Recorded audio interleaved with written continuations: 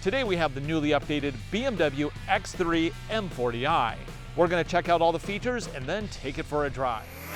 That's coming up right now on Driving Sports TV.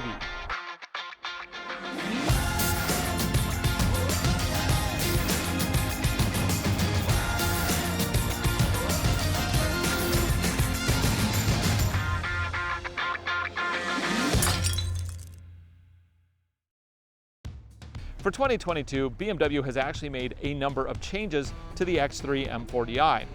On the outside, they've updated the styling. Under the hood, they've updated the engine. And on the inside, yep, that's updated too. Let's check out all the features and then we're going to take it for a drive. Under the hood is BMW's twin-power inline-six. For 2022, it's now been mated to a 48-volt hybrid power system. Altogether, you're looking at 382 horsepower and 369 pound-feet of torque. It is connected to an 8-speed automatic transmission, and the EPA rates economy at 21 in the city and 26 on the highway. Oh, it also is connected to BMW's X-Drive all-wheel drive system. The benefit of this being a crossover is the fact that it actually has a pretty good-sized boot. In the back, there's 28.7 cubic feet of cargo capacity. When it came time to fold down the second row, removing the cargo blind wasn't obvious. I had to break out the manual to find the release trigger. Once I was able to remove it, it was easy to stow the blind under the floor, which was nice. With the second row finally folded flat, you're looking at 62.7 cubic feet of cargo capacity.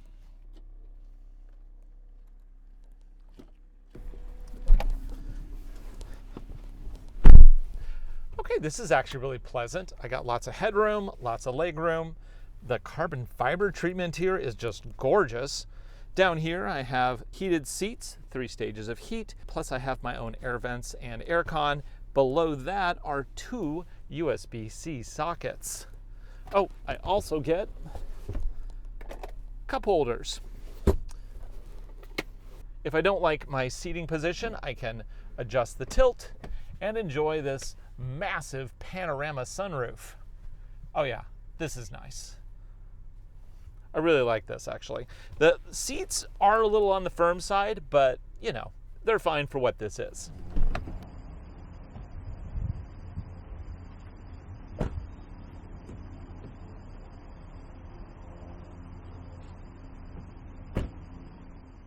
Looks like a BMW. It's powered up. Oh, let's go to neutral. Sounds pretty good. I love that inline six. Let's see, it's sport mode.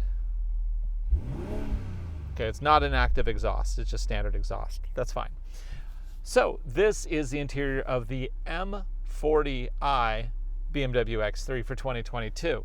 Considering this vehicle is $64,990 US, including delivery, you expect a good interior, and you get it here. Everything from this mocha leather treatment on the seat, which is just gorgeous, to the leather wrapped steering wheel, the carbon fiber inlays, the digital dash, the really beautiful screen up here. I mean, it really delivers. Yeah, there's a bunch of piano black down here.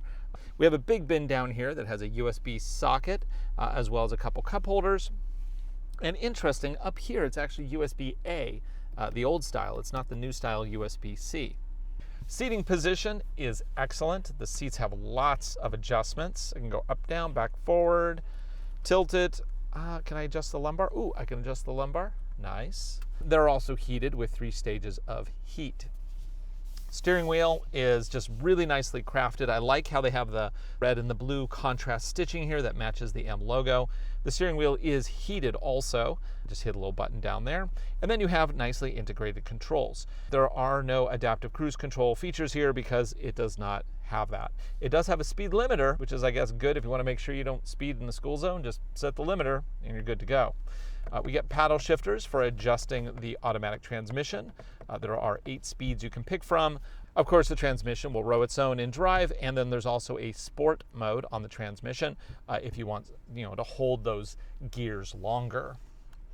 The gauge cluster, I think, has evolved into one of my favorite gauge clusters. even though there's not a lot of personalization you can do to it. But what is there is good. You get the map integrated into the middle with lots of good information. As far as like customizations, it's probably one of the least customizable systems you can do. So, toggling through things, it just doesn't really do much of anything. I do have a heads-up display, and I can control that with the controls right here. And that does show a lot of information. And if you like the sun, you can let it all in with this massive panorama sunroof. Just goes for days. So let's look at this system over here. Going back into iDrive has really evolved over time. We have like these 2 home menus, which is really nice. You can customize these to have whatever blocks of information you want. Do you hear me, Toyota Lexus? Home screens, not just a map. Toyota Lexus, they just have a map as their home screen, which isn't good enough. But let's go ahead and try the map. Let's try a voice search. Where's voice? There you go. Find the nearest coffee shop.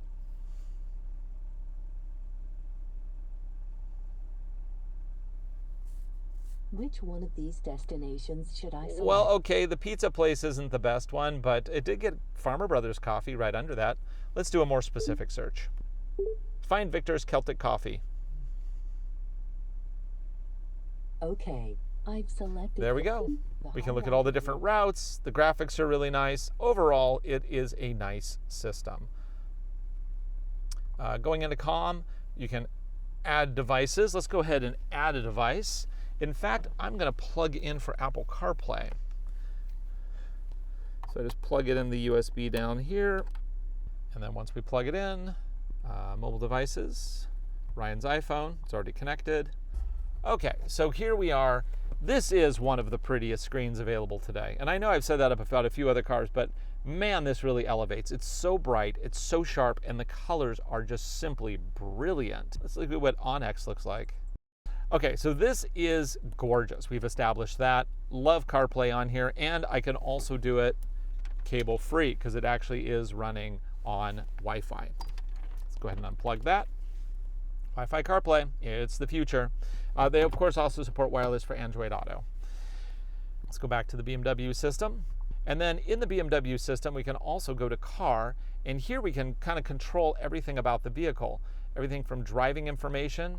We can adjust the display. So this is a second display, which will show me turbo and all that stuff. How much available torque and horsepower at any given second. We can look at vehicle status. We have the X view. This is for off-road stuff. Now, I want to make a brief aside here for the whole off-road stuff. This is an X3 with super firm suspension, really big 20-inch wheels. This thing is not going off-road. Okay, I can't. There's no place I can take this that won't cause thousands of dollars of damage. It just isn't designed for that. It's too low. It has no underbody protection. We will do a quick gravel test with this as soon as I'm done going through all the details. But I just want to kind of lay that out there. This is not a vehicle for off-roading at all. It basically is a car in a slight crossover look. And then you also have your energy flow. Now keep in mind, this is using a hybrid system. So it does have a battery pack, a gas engine on front, and then all-wheel drive using the xDrive system. And it is physically connected. It's a single electric generator / power unit in the transmission. That's how you get the hybrid extra boost and economy. Apps, you can install additional apps, and they do consider CarPlay and Android Auto as apps. The display is also functional as a fantastic rear view camera, which is really nice with tracking lines. This also has the sonars for front and back parking, basically all the good stuff. Over the safety system, and this is nicely equipped, configure individual, forward collision mitigation, lane departure warning with potential steering intervention, also has pedestrian detection, and then active blind spot detection as well. Aircon, physical buttons right here, which I like. The driving dynamic system gives you 3 quick sets here. We have a sport setting, which we can configure individually for the adjustable dampers, the steering, the engine, and the transmission. Moving on down, we have comfort, which is just a standard setting. And then there's Eco Pro, which I can also configure, and that is for the most economical driving, and is a feature that I will never ever use. Okay. Last thing, there is a hill descent control system, which you just hit the button down here. There are gesture controls here, and I find them kind of one of the most useless things ever. I gesticulate a lot while I talk, as you probably have noticed, which means I'm constantly triggering this. Even when I have passengers in the car and I'm just having a conversation, I am triggering this constantly. Now that I want to do it, it won't do it. So gestures are dumb. If I own this, I would just turn those off. But if you're into that kind of stuff, be aware this vehicle has it. It's so sporty on the inside. Does it carry that across? Is it as sporty when you're driving it? Let's find out.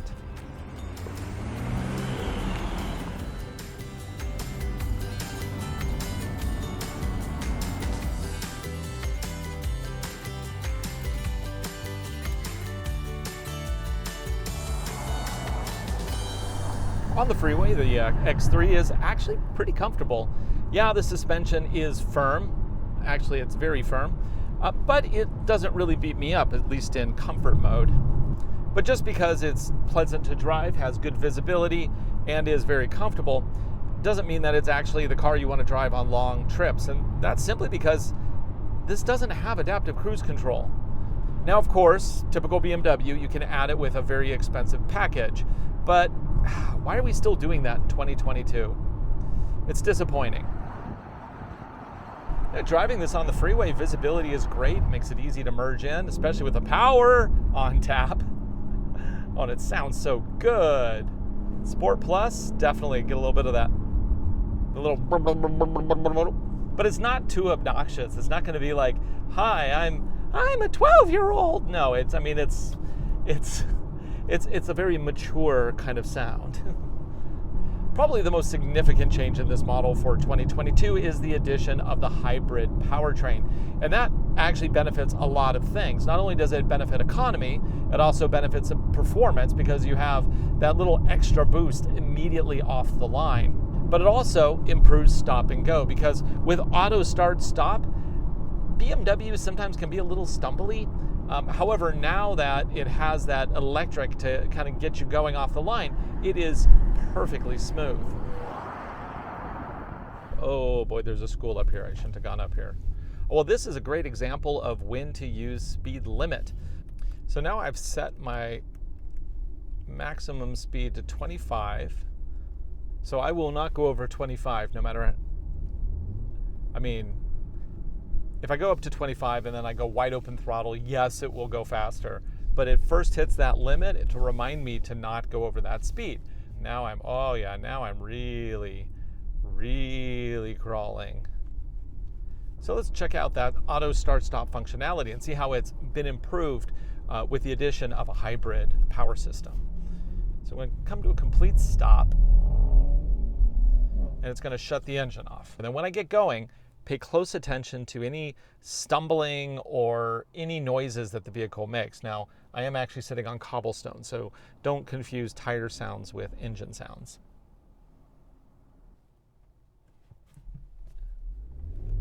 Instant, smooth, no stumbling at all. Really nice. Man, this thing is so quiet while driving, and everything is just really easy to read.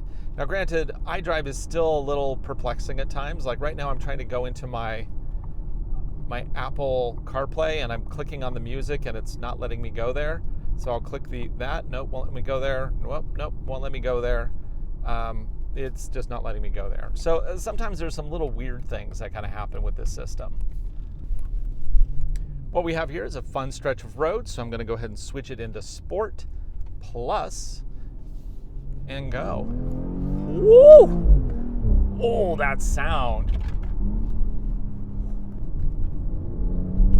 So grip is excellent. Going through the corners, turn-in feels amazing. It actually has a really good feel. And of course, this also has the differential in the back, which is an option and actually really improves handling of this overall, especially as you're throttling into corners. It helps really hook up that back.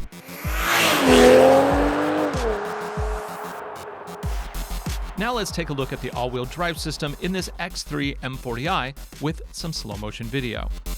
The X3's all-wheel drive system primarily sends power to the back wheels. When certain conditions are met, power shifts to the front through a multi-plate clutch to improve grip. Here it is in standard drive mode with traction control on. This system is very fast at transferring power. Now here's the same angle with traction control off. You can see it detect the need for more power to the front, and the shift happens almost instantaneously. Now let's compare the two modes side by side.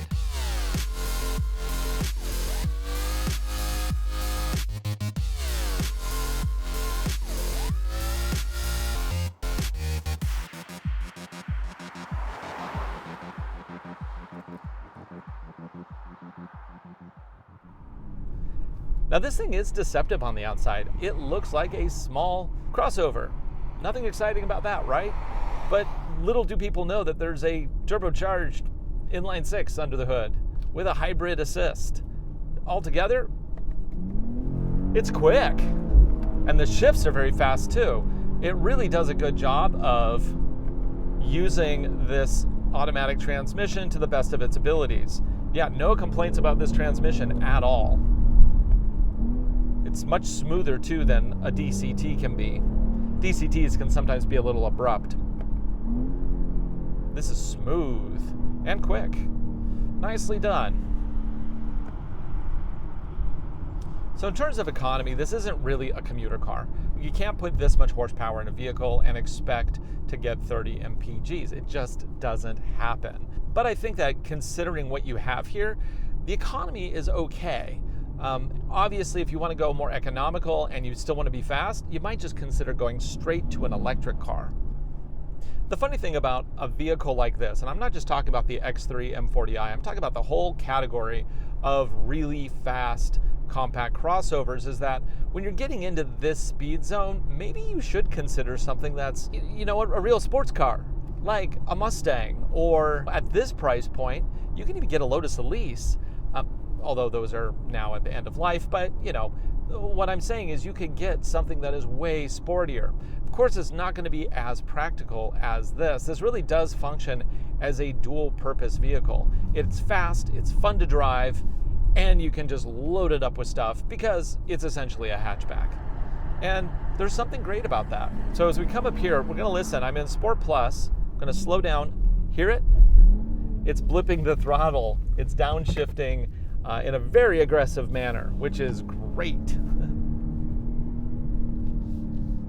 Of course, this being a BMW, it is equipped with launch control. So let's give it a try. I'm gonna stop completely here and make sure it's in Sport Plus, and I'm just gonna hold down the gas and the brake and then release the brake. 3, 2, 1, go.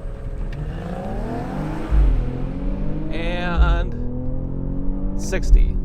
4.37 seconds. Not bad. So in terms of this vehicle being appealing to a wide audience, there are 3 things that I think need to be addressed. First off, the suspension. It starts at firm. It only gets firmer, firmest, firm plus, firm ultra. It's all firm. Even in the softest comfort setting, I just feel like it's still a little too hard. The second thing, this iDrive system, Apple CarPlay, it's still a little buggy on it when running with wireless mode. And it's just annoying. You know, it's like one of those things that you just shouldn't have to think about, and sometimes you do because it just doesn't connect or it slows down to a ridiculous crawl, and I don't know why. So that's annoying. And the third thing is the lack of adaptive cruise control at this price point. It's kind of unconscionable, in my opinion, when something that is standard on a Toyota Corolla is still an option when you're in the 60s. It's a safety thing, in my opinion. If you're driving long distances, having that extra safety to be able to help you drive those longer distances by taking some of the burden of driving off of the driver is a good thing. And I don't think that they should be charging a ridiculous amount of money to get that. But those things aside, this is a fantastic car to drive.